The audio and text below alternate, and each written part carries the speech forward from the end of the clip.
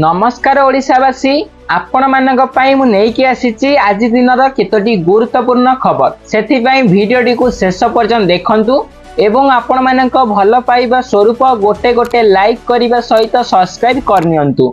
तो चलंतु आज दिनर केतोटी गुरुत्वपूर्ण खबर उपरे नजर पकाइबा। प्रथम खबर रथ तले नमाज पढुछंती मुसलमान महिला भाइरल हेला वीडियो।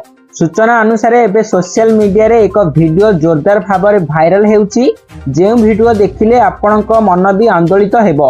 मन रे अनेक प्रकार प्रश्न उंकी मारिबो कारण वीडियोटी कोटी कोटी ओडियांक मौरमणि प्रभु श्री जगन्नाथ को नहीं। जून 27 तारिख रे थिला महाप्रभुंक रथयात्रा पर्व।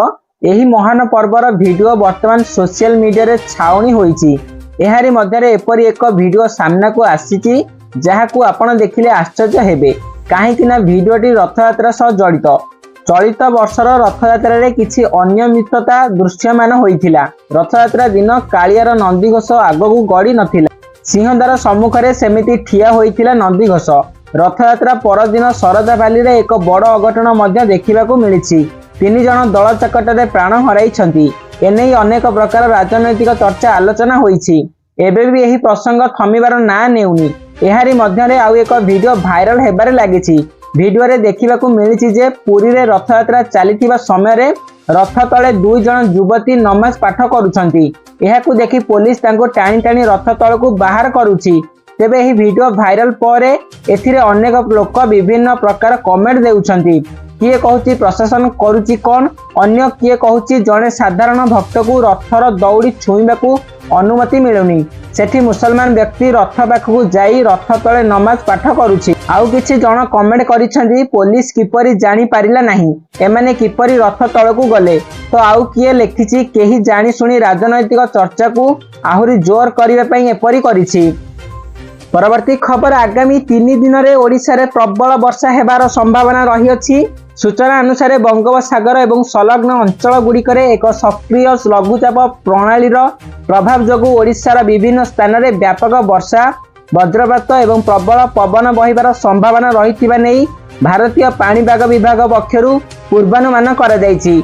बंगोपसागर रे लघुचाप सृष्टि हेबा जोगु सुंदरगढ़, मयूरभंज एवं केन्दुझर समेत उत्तर ओडिशार जिला गुड़िक पई ऑरेंज अलर्ट जारी करिछि। लघुचाप प्रभाव में राज्य में आगामी 3 दिन पई प्रबल वर्षा वज्रपात एवं प्रबल पवन बहिबार पूर्वानुमान करा जायछि।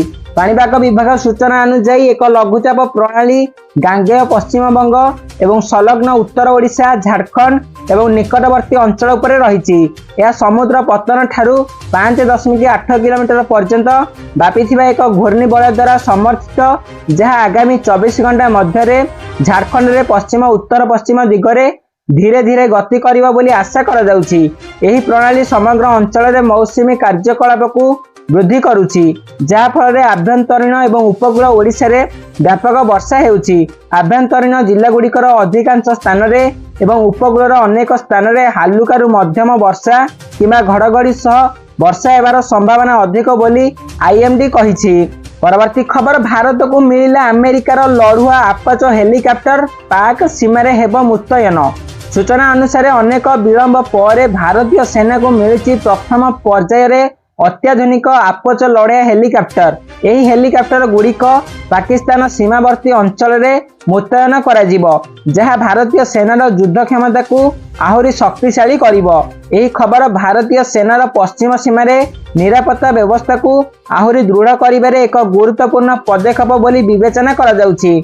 $600 मिलियन एही चुक्ति अनुसार भारतीय सेना 2024 मे जून मास मध्यरे 6टी आपोच हेलिकॉप्टर पाइबार आशा रखिथिला, किंतु यह प्रदान रे विलंब होइथिला जहार कारण भावे अमेरिकार बोइंग कंपनी उत्पादन रे कारीगरी समस्या को दायी करिछि। एबे बोइंग पक्षरु जुलाई शेष सुधा प्रथम पर्यायर हेलिकॉप्टर जोगाई दिया जाइछि एवं अक्टोबर 2025 सुधा मोट 6टी आपोच हेलिकॉप्टर जोगाई देबा बोली घोषणा करा जाइछि।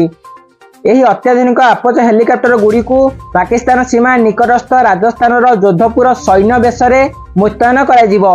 एही स्थान रे एक विशेष आपोच आक्रमण हेलिकॉप्टर स्क्वाड्रन गठन कराजिबो जहां भारतीय सेनार एविएशन कर्पसर अंश हेबो। एही स्क्वाड्रन पश्चिम सीमा रे सैन्यर आक्रमण क्षमता को नुआ उच्चता प्रदान करिबो। ଏହି ହେଲିକପ୍ଟରର ମୁତୟନ ପାକିସ୍ତାନ ସୀମା ନିକଟସ୍ଥ ଅଞ୍ଚଳରେ ଭାରତୀୟ ସେନାର ନିରାପତ୍ତା ବ୍ୟବସ୍ଥାକୁ ଆହୁରି ଦୃଢ଼ କରିବ। ଏହା ଅପରେସନ ସିନ୍ଦୁର ଭଳି ସାମରିକ କାର୍ଯ୍ୟାନୁଷ୍ଠାନରେ ଭାରତୀୟ ସେନାର ଶକ୍ତିଶାଳୀ ଉପସ୍ଥିତିକୁ ଆହୁରି ବୃଦ୍ଧି କରିବ। ଏହା ଅଞ୍ଚଳୀୟ ସ୍ଥିରତା ଓ ନିରାପତ୍ତା ପାଇଁ ଏକ ଗୁରୁତ୍ୱପୂର୍ଣ୍ଣ ପଦକ୍ଷେପ ବୋଲି ବିଶେଷଜ୍ଞମାନେ ମତ ଦେଇଛନ୍ତି। ପରବର୍ତ୍ତୀ ଖବର, ରଥଯାତ୍ରା ଅବସରରେ ହୋଟେଲ ବୁକିଂ ନାଁରେ ଠକେଇ, ବ୍ଲକ ହେଲା 24ଟି ଫେକ୍ ୱେବସାଇଟ୍। ସୂଚନା ମୁତାବକ ଅନଲାଇନରେ ହୋଟେଲ ବୁକିଂ କରୁଥିଲେ ସାବଧାନ, ଫେକ୍ ୱେବସାଇଟ୍ କରି ଠକେଇର ମାୟାଜାଲ ବିଛାଇଛନ୍ତି ଠକ। ରଥଯାତ୍ରା ଅବସରରେ ସକ୍ରିୟ ରହିଛି ସାଇବର ଠକେଇ। ସୂଚନା ଅନୁଯାୟୀ ହୋଟେଲ ବୁକିଂ ନାଁରେ ଠକେଇ ପାଇଁ କରାଯାଉଥିଲା ଉଦ୍ୟମ। ଖୋଲାଯାଇଥିବା 34ଟି ଫେକ୍ ୱେବସାଇଟ୍କୁ ଠାବ କରାଯାଇଛି। ଏଥିମଧ୍ୟରୁ 24ଟିକୁ ବ୍ଲକ କରାଯାଇଛି। କିଛି ଦିନ ତଳେ ଡିଓଟି ଦେଶର crore crore mobile ୟୁଜର୍ସକୁ sim card ବନ୍ଦ କରିବା ନାଁରେ ଠକେଇରୁ ଦୂରେଇ ରହିବାକୁ କହିଥିଲା। ଦୂରସଞ୍ଚାର ବିଭାଗ ଏହାର ଅଫିସିଆଲ ଏକ୍ସ ହ୍ୟାଣ୍ଡେଲ ମାଧ୍ୟମରେ ଏ ବିଷୟରେ ସୂଚନା ପ୍ରଦାନ କରିଥିଲା। ଏହା ବ୍ୟତୀତ ଦୂରସଞ୍ଚାର ବିଭାଗ ନକଲି କଲ୍, ମେସେଜ ଇତ୍ୟାଦି ରିପୋର୍ଟ କରିବାକୁ କହିଛି। ଏହା ସହିତ ସିମ୍ ସ୍ୱାପ ଠକେଇରୁ ଦୂରେଇ ରହିବାକୁ କହିଛି। ଆଜିକାଲି ଅନେକ ବ୍ୟବହାରକାରୀ ରିପୋର୍ଟ କରିଛନ୍ତି ଯେ ସେମାନଙ୍କୁ ଟେଲିକମ ବିଭାଗର ନାଁରେ କଲ୍ ଆସୁଛି ଏବଂ ସେମାନଙ୍କୁ ସେମାନଙ୍କର ସିମ୍ ବନ୍ଦ କରିବାକୁ କୁହାଯାଉଛି। ପରବର୍ତ୍ତୀ ଖବର, ମୋଦିଙ୍କୁ ଜୋରଦାର ଝଟକା ଦେଲେ ଟ୍ରମ୍ପ, ଭାରତ ଉପରେ ପଡ଼ିବ ବଡ଼ ପ୍ରବାହ। ସୂଚନା ମୁତାବକ ଆମେରିକାରେ ଏକ ନୂତନ ବିବାଦ ସୃଷ୍ଟି ହୋଇପାରେ। ରିପବ୍ଲିକାନ ସେନେଟର ଲିଣ୍ଡେସ୍ ଗ୍ରାହାମ କହିଛନ୍ତି ଆମେରିକା ସିନେଟରେ ଏକ ପ୍ରସ୍ତାବିତ ବିଲ୍ ଆଗତ ହୋଇଛି ଯାହାକୁ ରାଷ୍ଟ୍ରପତି ଡୋନାଲ୍ଡ ଟ୍ରମ୍ପଙ୍କ ସମର୍ଥନ ମିଳିଛି।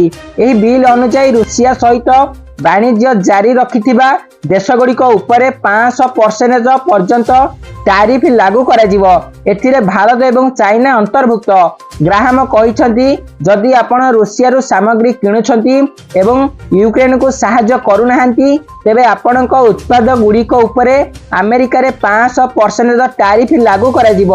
ସେ ଅଭିଯୋଗ କରିଛନ୍ତି ଭାରତ ଏବଂ ଚାଇନା ମିଳିତ ଭାବରେ ଭ୍ଲାଦିମିର ପୁଟିନଙ୍କ ତେଲର 70% କିଣୁଛନ୍ତି ଏବଂ ଏହି ତେଲ ତାଙ୍କ ଯୁଦ୍ଧ ଯନ୍ତ୍ରଙ୍କୁ ଜୀବିତ ରଖିଛି। ଏହି ବିଲ୍ ଅଗଷ୍ଟରେ ଆମେରିକା ସିନେଟରେ ଆଗତ ହୋଇପାରେ। ଯଦି ଏହି ବିଲ୍ ପାସ୍ ହୁଏ ତେବେ ଏହାର ସବୁଠାରୁ ବଡ଼ ପ୍ରଭାବ ଭାରତ ଏବଂ ଚାଇନା ଉପରେ ପଡ଼ିବ କାରଣ ଏହି ଦୁଇ ଦେଶ ରୁଷିଆରୁ ଶସ୍ତା ଅଶୋଧିତ ତେଲ କିଣନ୍ତି। ଭାରତ ରୁଷିଆରୁ ତୈଳର ତୃତୀୟ ବୃହତ୍ତମ କ୍ରେତା ପାଲଟିଛି ଏବଂ ୟୁକ୍ରେନ ଯୁଦ୍ଧର ତୃତୀୟ ବର୍ଷରେ ଏହା ରୁଷିଆରୁ ପ୍ରାୟ 49 ବିଲିୟନ ୟୁରୋ ମୂଲ୍ୟର ତେଲ ଆମଦାନୀ କରିଛି। ପୂର୍ବରୁ ଭାରତ ମୁଖ୍ୟତଃ ମଧ୍ୟପ୍ରାଚ୍ୟରୁ ତେଲ ଆମଦାନୀ କରୁଥିଲା କିନ୍ତୁ ଫେବୃଆରୀ 2022ରେ ଯୁଦ୍ଧ ଆରମ୍ଭ ହେବା ପରଠାରୁ ଏହା ରୁଷିଆରୁ ତେଲ କ୍ରୟ ବୃଦ୍ଧି କରିଛି। ଯଦି ଆମେରିକା ଏହି ବିଲ୍ ପାସ୍ କରେ ତେବେ ଏହାର ପ୍ରଭାବ କେବଳ ତେଲ ପର୍ଯ୍ୟନ୍ତ ସୀମିତ ରହିବ ନାହିଁ। ଭାରତର ଔଷଧ, ବୟନ ଶିଳ୍ପ ଏବଂ ଆଇଟି ସେବାର ଆମେରିକା ବଜାରରେ ପ୍ରବେଶ ଉପରେ ମଧ୍ୟ ଭାରି ଟାରିଫ ଲାଗୁ ହୋଇପାରେ। ଏହା ଭାରତର ରପ୍ତାନି ଏବଂ ନିଯୁକ୍ତି ଉପରେ ସିଧାସଳଖ ପ୍ରଭାବ ପକାଇବ। ପରବର୍ତ୍ତୀ ଖବର, ଶେଖ ହସିନାଙ୍କୁ 6 ମାସ ଜେଲ ଦଣ୍ଡ। ସୂଚନା ମୁତାବକ ବାଂଲାଦେଶର ପୂର୍ବତନ ପ୍ରଧାନମନ୍ତ୍ରୀ ଶେଖ ହସିନାଙ୍କୁ 6 ମାସ ଜେଲ ଦଣ୍ଡରେ ଦଣ୍ଡିତ କରାଯାଇଛି। ଅଦାଲତ ଅବମାନନା ଅଭିଯୋଗରେ ଦୋଷୀ ସାବ୍ୟସ୍ତ କରାଯାଇ ହସିନାଙ୍କୁ 6 ମାସ ଜେଲ ଦଣ୍ଡାଦେଶ ହୋଇଛି। ଅନ୍ତର୍ଜାତୀୟ ଅପରାଧ ଟ୍ରିବ୍ୟୁନାଲ ଦଣ୍ଡାଦେଶ ଶୁଣାଇଛନ୍ତି। ବୁଧବାର 3 ଜଣିଆ ଖଣ୍ଡପୀଠ ଏହି ରାୟ ଶୁଣାଇଛନ୍ତି। ବାଂଲାଦେଶୀ ଗଣମାଧ୍ୟମ ଅନୁସାରେ ଆନ୍ତର୍ଜାତୀୟ ଅପରାଧ ଅଦାଲତଙ୍କ ଖଣ୍ଡପୀଠରେ ଅଧ୍ୟକ୍ଷତା ଜଷ୍ଟିସ ମହମ୍ମଦ ଗୁଲାମ ମୁର୍ତ୍ତଜା ମଜୁମଦାର କରିଥିଲେ। ପ୍ରଥମ ଥର ପାଇଁ କୌଣସି ମାମଲାରେ ଶେଖ ହସିନାଙ୍କୁ ଜେଲ ଦଣ୍ଡ ହୋଇଛି। ପରବର୍ତ୍ତୀ ଖବର, ବିଏମସିର ଆକ୍ରମଣରେ କାର୍ଯ୍ୟ ବନ୍ଦ କଲେ ଓଏସ୍ ଅଫିସର। ସୂଚନା ମୁତାବକ କାର୍ଯ୍ୟାଳୟରେ ପଶି ବିଏମସି ଅତିରିକ୍ତ କମିଶନରଙ୍କୁ ଆକ୍ରମଣ ଘଟଣା ପ୍ରତିବାଦ କରି ସାମୂହିକ ଛୁଟିରେ ଗଲେ ଓଏସ୍ ଅଫିସର। ରାଜ୍ୟର ବିଭିନ୍ନ ସ୍ଥାନରେ ଓଏସ୍ ସଂଘ କଲମ ଛାଡ଼ କରି ପ୍ରତିବାଦ ଜାରି ରଖିଛନ୍ତି। ଅନିର୍ଦ୍ଦିଷ୍ଟ କାଳ ପର୍ଯ୍ୟନ୍ତ କାର୍ଯ୍ୟ ବନ୍ଦ ଆନ୍ଦୋଳନ କରିଛନ୍ତି ଓଏସ୍ ସଂଘ। ଫଳରେ ବିଭିନ୍ନ ସ୍ଥାନରେ ଅଫିସ କାର୍ଯ୍ୟ ବାଧାପ୍ରାପ୍ତ ହୋଇଛି। ଘଟଣା ପଛରେ ଥିବା ମୁଖ୍ୟ କାର୍ପେଟରଙ୍କୁ ଗିରଫ କରିବାକୁ ଦାବି କରିଛି ସଂଘ। ଶୀଘ୍ର ଗିରଫ କରି କାର୍ଯ୍ୟାନୁଷ୍ଠାନ ନ ନେଲେ ପୁଣି ମୁଖ୍ୟମନ୍ତ୍ରୀଙ୍କୁ ଭେଟିବେ ବୋଲି ସଂଘ କହିଛି। ସେପଟେ ଆଜି ପୁଣି ବୈଠକ କରିଛନ୍ତି ବିଏମସି ମେୟର। କେଉଁ ପରିସ୍ଥିତିରେ ଏଭଳି ଘଟଣା ଘଟିଲା ତାହାର ତର୍ଜମା କରାଯାଉଛି। ସେପଟେ ବାଲେଶ୍ୱର, ସମ୍ବଲପୁର ଓ କେନ୍ଦ୍ରାପଡ଼ାରେ ମଧ୍ୟ ସମାନ ପରିସ୍ଥିତି ଦେଖିବାକୁ ମିଳିଛି। ଓଏସ୍ ଅଫିସରମାନେ କାର୍ଯ୍ୟାଳୟକୁ ଆସି ନଥିବା ବେଳେ ସେମାନଙ୍କ ଚାମ୍ବର ଖାଲି ପଡ଼ିଛି। ଅନ୍ୟ କର୍ମଚାରୀମାନେ ଅଫିସର ଥିବା ବେଳେ ଅଫିସରଙ୍କ ଚୌକି ଖାଲି ପଡ଼ିଛି। सेहीपरि एही घटनारे बरगड़ जिला ओएस संघ तथा जिले में कार्यरत 42 जन ओएस अधिकारी एवं 22 जन ओआरएस अधिकारी को मिसाई समुदाय 65 जन अधिकारी अनिर्दिष्ट काल पर्यंत सामूहिक छुट्टी रे रहिबा पई जिलापाल को एक आवेदन पत्र प्रदान करिसेंती। ओएस ऑफिसर समूह छुट्टी घटना को नहीं मुख्यमंत्री मोहन माझी अध्यक्षतार बसी बड़ बैठक मंत्री आलोचना करुछंती। मुख्यमंत्री मोहन माझी वर्तमान सुधा कौन निष्कर्ष बाहरी पारि नहीं। परवर्ती खबर सुप्रीम कोर्ट रे प्रथम थर पर लागू है एससी एसटी संरक्षण नीति कर्मचारी को पदोन्नति एवं सीधा सड़क नियुक्ति रे मिलिबो कोटा। सूचना अनुसार सुप्रीम कोर्ट एक ऐतिहासिक राय 75 वर्षर इतिहास रे प्रथम थर पर अनुसूचित जाति एवं जनजाति वर्ग पर कर्मचारी प्रत्यक्ष नियुक्ति एवं पदोन्नति रे संरक्षण एक आनुष्ठानिक नीति कार्यकारी करिसेंती। एही नीति 23 जून 2025 रु कार्यकारी होईछि। एहाकु सुप्रीम कोर्ट अंतरीण प्रशासन रे सामाजिक अंतर्भुक्तिकरण दिगरे एक गुरुत्वपूर्ण पदक्षेप भाव में विवेचना करा जायछि। एही संरक्षण नीति विचारपति उपरे लागू हेबनी। केवल रेजिस्ट्रार वरिष्ठ व्यक्तिगत सहायक सहकारी librarian junior court assistant chamber attendant सह अन्य कर्मचारी पदरे लागू हेबो। नुआ मॉडल रेस्टर अनुसार कर्मचारी को 3टी श्रेणी अनुसूचित जाति अनुसूचित जनजाति और अणसंरक्षित भाव में वर्गीकृत करा जायछि। 24 जून रे जारी करा जायतिबा सर्कुलर रे पदरे संरक्षण नहीं सूचना दिया जायछि। सुप्रीम कोर्ट प्रतिवर्ष 200 पदरे नियुक्ति को मंजूरी देइछंती। एभली भाव में प्रतिवर्ष हेबाकु थिबा भर्ती रे 15% एसपी और 7.5% एसटी संरक्षण लागू रहिबो। एभली स्थिति रे मोट पद को एससी संरक्षित करा जिवो। यह छड़ा 15 पद एसटी वर्ग पई प्रस्तुत करा जिवो। परवर्ती खबर सरकार बड़ निष्पत्ति टू व्हीलर को टैक्सी भाव में करि परिबे व्यवहार। ओला उबेर और रैपिडो कंपनी कला स्वागत। सूचना मुताबक केंद्र सरकार बड़ घोषणा व्यक्तिगत गाड़ी को ओला उबेर और रैपिडो रे व्यावसायिक उपयोग पई करि हेबो व्यवहार। एबे जे कोनोसी व्यक्ति निजर बाइक किंबा स्कूटी को आप जरिए प्राइवेट टू व्हीलर टैक्सी भली व्यवहार करि परिबे। सेथिरु आय मध्य होई परिबो। सड़क परिवहन और राजमार्ग मंत्रालय मंगलवार नुआ मोटर वेहिकल एग्रीगेटर गाइडलाइन जारी करिछि। यह अनुसार राज्य सरकार एबे यात्री परिवहन पई नॉन कमर्शियल बा व्यक्तिगत 2 चकिया गाड़ी को व्यवहार करने को अनुमति देइछंती। सरकार एही पदक्षेप दीर्घ समय धरी चली आसुथिबा परिवहन समस्यार समाधान करि परिबो। टैक्सी भाव में प्राइवेट टू व्हीलर व्यवहार बहु स्थान रे बेआईन बोली मन करा जाए। तेबे सरकार यह निष्पत्ति द्वारा ट्रैफिक जाम और गाड़ी द्वारा हेउथिबा प्रदूषण मध्य कम करि हेबो। यह सह लोकों को सस्तारे यात्रा सुविधा हाइपर लोकल डेलीवरी और रोजगार नुआ सुजोग मध्य मिल परिबो। गाइडलाइन अनुसार राज्य सरकार मोटर वेहिकल एक्टर धारा 67 अनुसार यही अनुमति दे पारिबे। घरोई मोटर साइकेल पैसेंजर सवारी पाई एग्रीगेट्स भली आप आधारित सेवा माध्यम व्यवहार करि परिबे। या छड़ा राज्य सरकार यही सेवा को अनुमति देवा बदल में एग्रीगेट्स ठारू फी आदाय करि परिबे।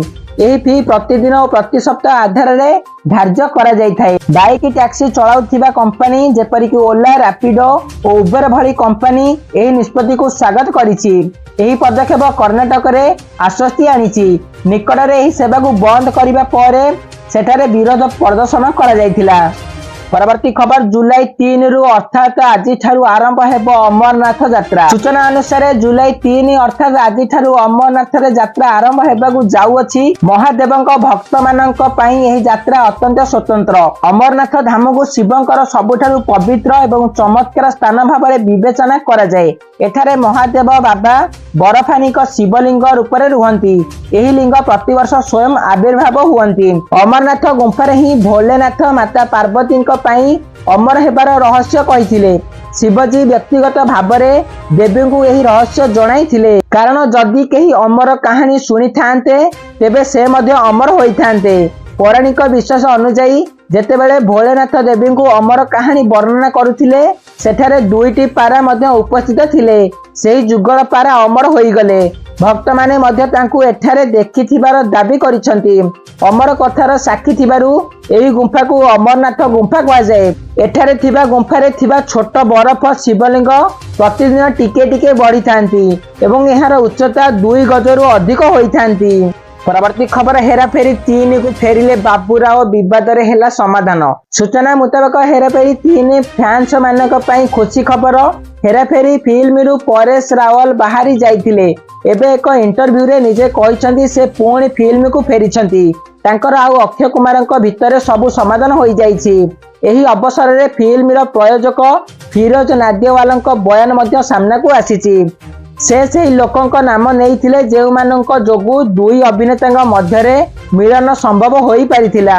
हेराफेरी 3 रो प्रयोजक फिरोज कथाबार्ता रे कहिसंती मो भाई साजिद नादिवाल एवं अहमद खान का प्रेम सम्मान एवं मार्गदर्शन जोगु हेराफेरी परिवार एबे एकाठी होईछि।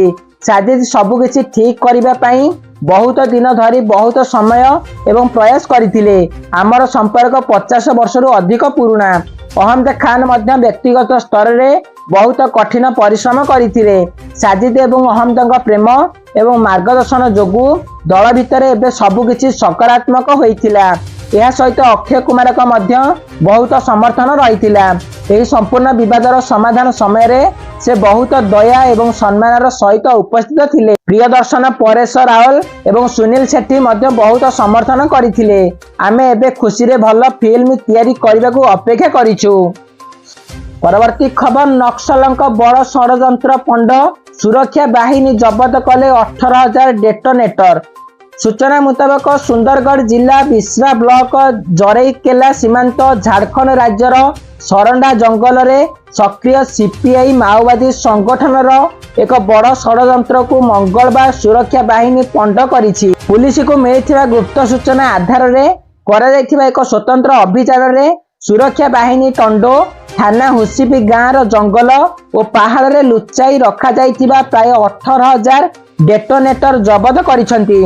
बोमा निष्क्रियकारी दल सहायता सेगुड़ी को घटनास्थल रे सुरक्षित भाव में नष्ट कर दिया जायछि। चाईबेसार एसपी राकेश रंजन गुइंदा सूचना पाइथिले जे माओ संगठन शीर्ष नेता मिश्र बेसरा, अनमोल मोचू, कर्नल असीम मंडल, अजय माहता, सागेन आंगारिया, अश्विनी पिंटू लोहारा, चंदन लोहारा, अमित हांसदा ओरफ उपतान, जयकांत और रापा मुंडा सेमानक दल सहित कोलहाल अंचल रे सक्रिय अछंती एवं किछि बड़ विस्फोरण योजना करुछंती। एही सूचना को केंद्र करी एक स्वतंत्र अभियान आरंभ करी सुरक्षा बाहिनी विपुल विस्फोरक जबत करिथिला।